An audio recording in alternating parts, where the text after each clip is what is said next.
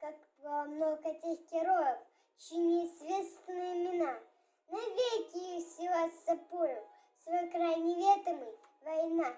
Они сражались бессоветно, патрон последний берегли, их имена приносят ветром, печальным ветром той войны. Порой слышны на поле боя, через десятки мирных лет.